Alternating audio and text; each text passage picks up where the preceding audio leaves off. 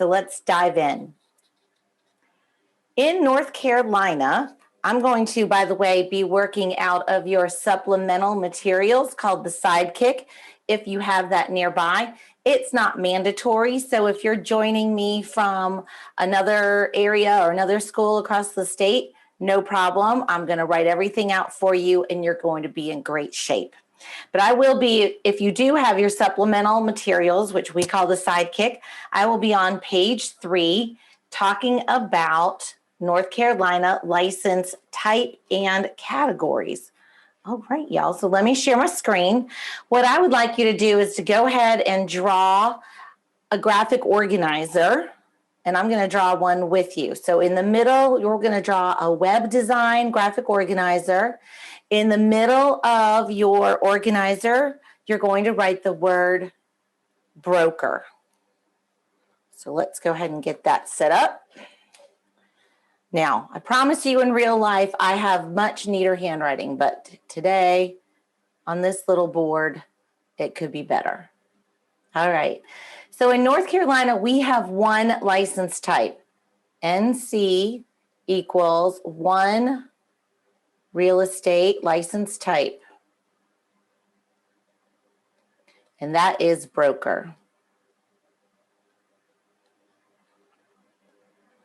So did you put that in the center of your web graphic organizer? Well done, because you are a rock star. All right, now off to the side, we're going to draw the 5 subcategories. So if you're making a flashcard as well, then you want a flashcard that says 5 subcategories of license type. The first one is your provisional broker. I'm going to put PB to save time, but I want you to write down provisional broker. The next one is broker, which on an exam might be called a non-provisional broker. I know, just to mess with you. Okay, over here, you're going to put down broker in charge. Now to save time, I'm going to write the abbreviation, which is BIC. That stands for broker in charge. Over here, we'll just have a little one, and it's called the limited non-resident commercial license. Woo, that's a mouthful, isn't it? I guess I'll write it all out for y'all. Okay, limited non-resident commercial license.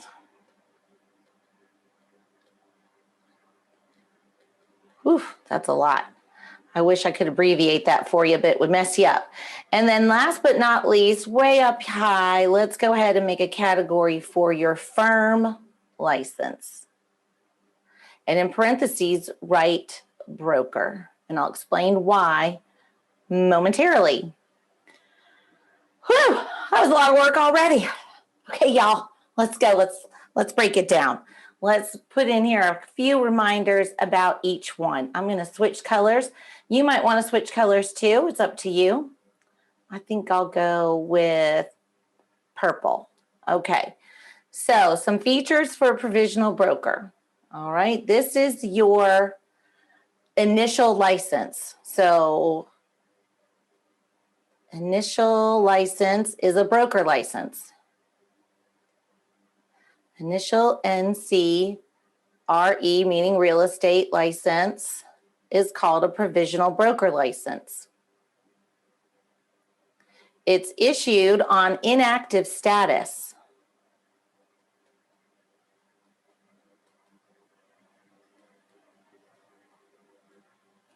To activate, you have to be supervised by a broker in charge and let the real estate commission know that. So to activate, well, that's one way. To activate right away, to activate, comma, be supervised by a broker in charge.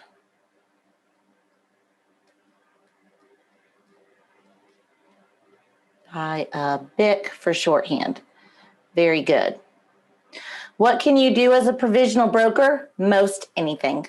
Most anything, but the work you do as a provisional broker is done through the authority and direction of your broker in charge.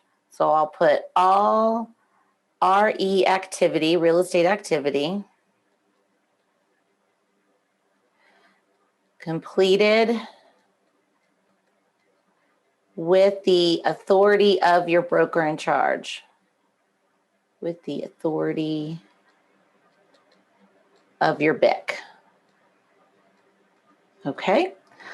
Let's see what else here. A provisional broker has to be paid via the firm, not directly. PBs paid via the firm. Let's see if there's anything else. If I think of something else, I'll come back to it. And in fact, because I might think of something else, let me move the word broker a little bit, just in case I need some space. So let me find my eraser. I'll do this very carefully. Okay. All right. Oh, good. Phew. Okay. Let's go ahead and draw that line, and we'll just move that broker over here in case we think of something else to go with provisional broker, which we might jog our memory. Okay. What about a broker? How do you become a full broker? Well, you become a full broker after you take your post-licensing classes. What's that, Kelly? Post-licensing courses act a little bit like an apprenticeship type program is how I look at it. The Real Estate Commission will require, see, I already thought of one, provisional brokers to take 3 30-hour post-licensing courses. And I'm just going to write post courses. Post courses within 18 months of licensure.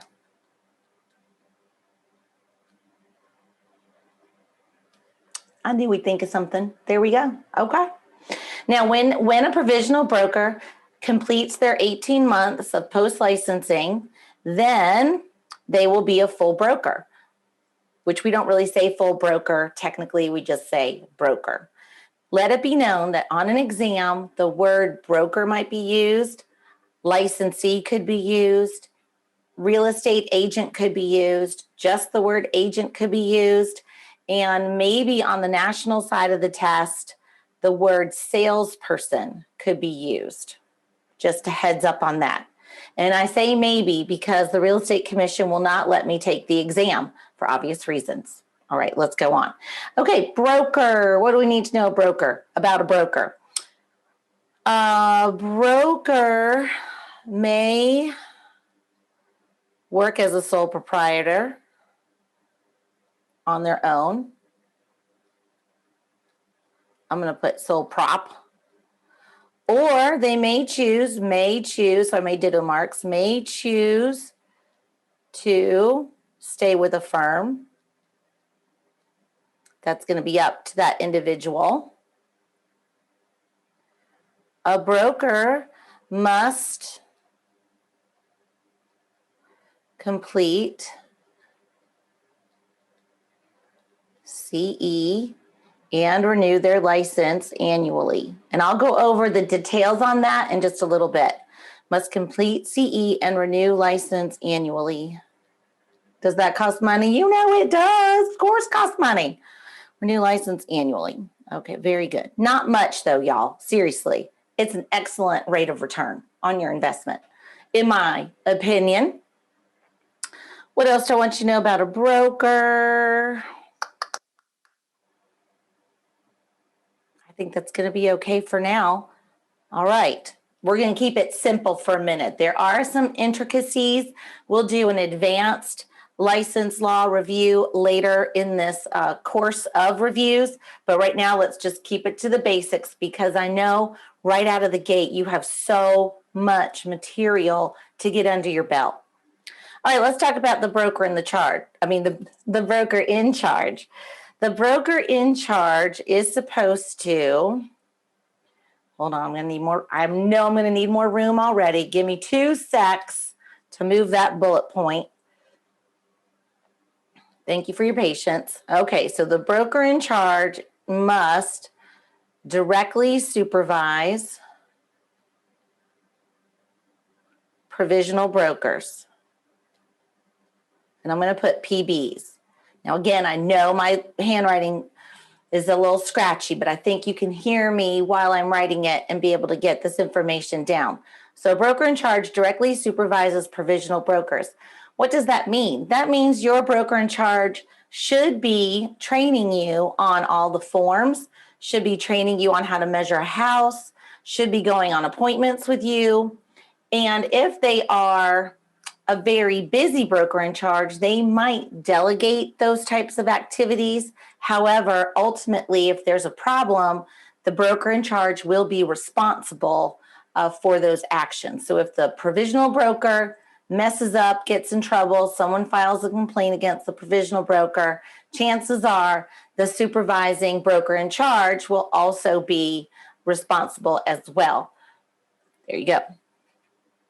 The broker in charge is responsible for the trust account accuracy. So trust account accuracy is a job of the broker in charge. Now, can they hire a bookkeeper? Sure. But if the bookkeeper messes up, whose neck is on the line? That's the broker in charge. So ultimately, the broker in charge is responsible for the accuracy of the trust account.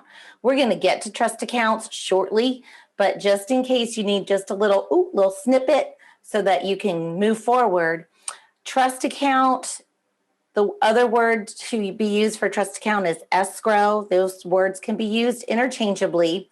Money that might sit in a trust account could be things like your client's earnest money deposit.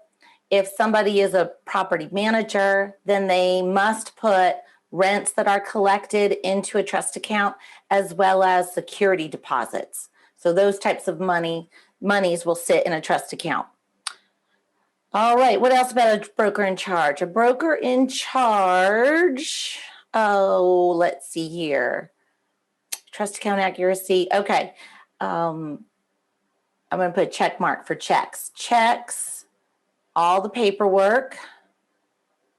And when I say paperwork, I mean things like agency agreements, contracts. Agency agreements are contracts, but contracts for this transfer of property, agency agreements, the working with real estate agents disclosure form, which is changing, by the way. We're moving away from the brochure. Now we're moving toward a 2-page, well, it's really 1-page front back, shortened version of that. So that's nice. But the broker in charge is going to make sure all the files are complete so that when the real estate commission comes to audit the files, they're going to be good to go. All right. What else? The broker in charge checks advertising to ensure that the advertising is compliant with a variety of different rules, such as fair housing, Regulation Z, those sorts of things. And you'll be learning about those later on in the course. Okay, I thought of one. See, I told you I might go backwards. Okay, I thought of one we can add to the category broker. Here we go. A broker working under a broker in charge must include the firm name in their ads.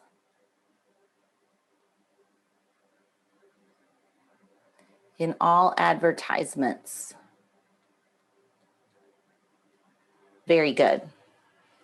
Now, I'm not going to muddy the waters and tell you a few other things when it comes to a broker, sole proprietor, and advertising. I'm going to get to that at a later date.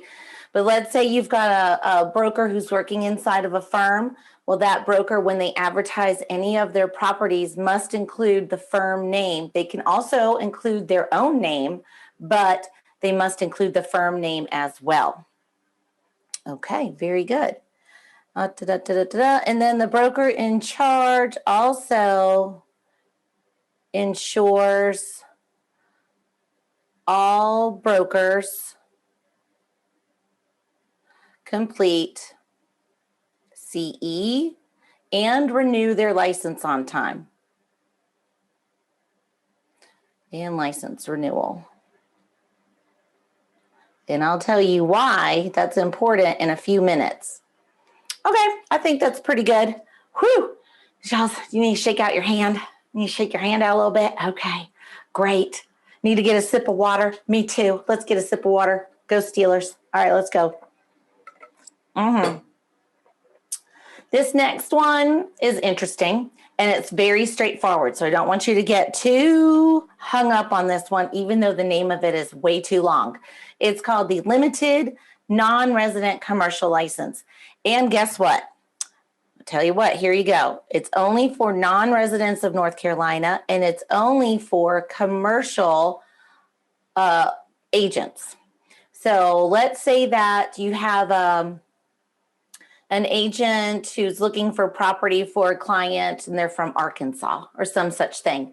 They want to come to North Carolina to look for investment properties. I'm just using that as an example for their client.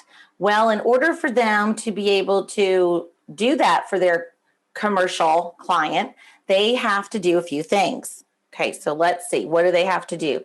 They have to choose an NC broker to supervise them.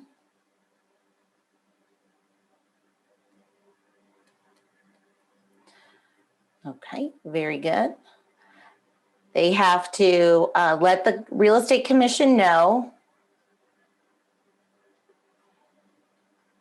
how by applying for a limited non-resident commercial license via application.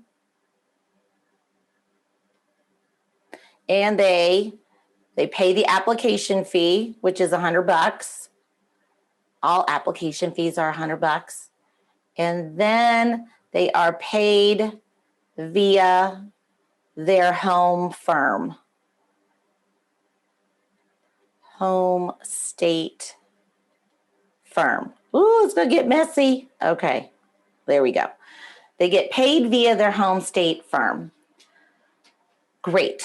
Now, as a little hint, you guys, if this review is going too slowly for you, on YouTube, you can actually speed up the speech. So I've had students who will double time my speech because it takes a little while to write all this out. So if you want to speed it up, just do that. Okay, just a little hint for you. All right, let's talk about the firm broker license. This one can get a little messy, so hang with me, hang tight. And also know that at the Real Estate Commission's website, there is a great video on what it takes to get a firm license. I will see if I can figure out how to add that link in the comments later when this is complete. Okay, so a firm, in parentheses, broker license. Why do I say that? Why did I put broker in parentheses? Because again, we only have one license type, that is broker, but we call this other subcategory a firm license. We typically drop the word broker off. A firm broker license is a broker license for a business entity, for all business entities.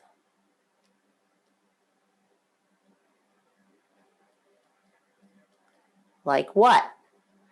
Well, not a sole proprietorship because that's not a business entity, but a business entity would be an LLC, an S Corp.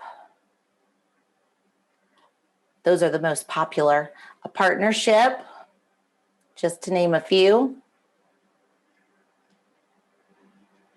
So if you are going to form a business entity, you want to create your own firm, that's great, but you're going to have to apply for a business entity, for a firm license.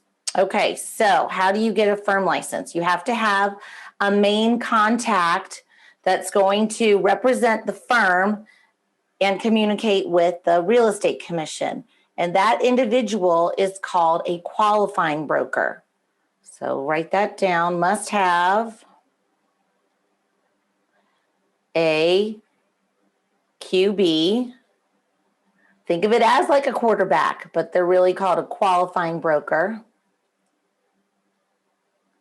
Qualifying broker.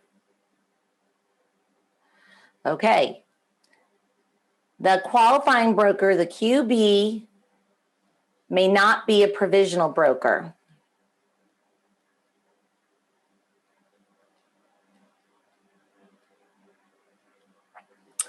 But watch this. They cannot be a provisional broker, but they also don't have to have any experience. How does that work, you might say, as you clasp your pearls? Say it's not true, Kelly. Yes, it is. How is that? Well, let's say I, Kelly Allen, want to start my own firm, for instance, and I have, I don't know, quite a few years of experience. I've taken, let me back up, actually. I don't like that example, so let me try again. Let's say that you've got a person who wants to start their own firm. They get their license as a provisional broker. They knock out all of their post-licensing, so now they're a regular broker. Now, could they be a qualifying broker? Yes. Yes, they can. They can be a qualifying broker without any experience. Isn't that amazing? But you're going to need another individual when it comes to your firm license. You're going to need, more than likely, there is an exception. That's why this one gets a little complicated. You will also need a broker in charge. So I say must have, but there is an exception. I'll tell you about that momentarily. Must have a BIC if, so here comes the if. Must have a BIC if the firm does any of these three things. If the firm, 1, advertises,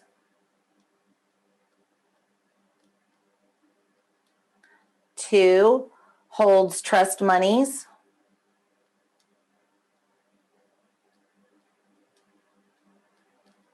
or 3, supervises people. So you have to have a BIC if the firm is going to advertise, hold trust money, supervise others. Now, could the qualifying broker who has no experience also serve as the broker in charge? The answer is no, because the broker in charge needs more experience. Oh, now you're saying to yourself, Kelly, I think you need to add more information to your broker in charge category. You know what, y'all? You are brilliant. You're 1,000% right. Okay, so let's go ahead and make this a little bit messy, and that's okay. Let's do it.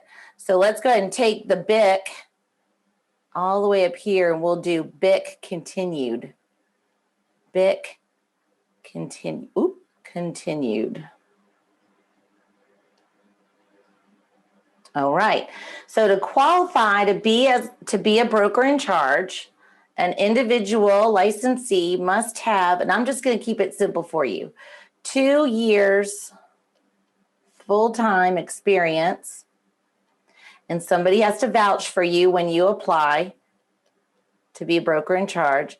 2 years full-time experience out of the last 5.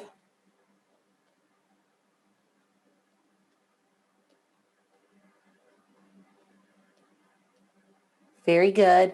Somewhere it'll tell you, or the equivalent. I doubt you're going to be tested on that, and it's hard to prove anyway. So I just stick with 2 years full-time experience out of the previous 5 years. Okay, to be a broker in charge, you also have to take a 12-hour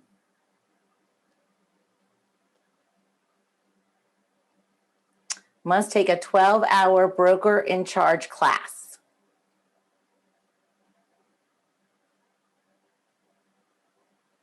Very good. Okay.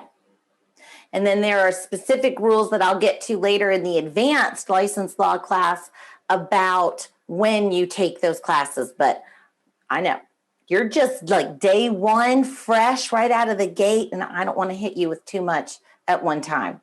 All right, so let's see what we've got here. Firm broker license for all business entities, LLC, S corporation, partnership. Good. must have a qualifying broker. The qualifying broker may not be a provisional broker, but could have zero experience. Then, if this firm intends to advertise, hold trust money, or supervise others, they will need to have a broker in charge. And the broker in charge, to be one, will need to apply to be a broker in charge and prove that they have 2 years full-time experience out of the previous 5 years and take a 12-hour broker in charge class. Very good. All right, so to summarize what we've gone over so far today, we have learned and reviewed that we have one license type in North Carolina, that is broker. We have 5 subcategories. Number 1, provisional broker. Number 2, broker. Number 3, broker in charge. Number 4, limited non-resident commercial license. And number 5, firm broker license. I hope this has been good use of your time reviewing this information, and I look forward to see you with our next Kelly's Take 2 review.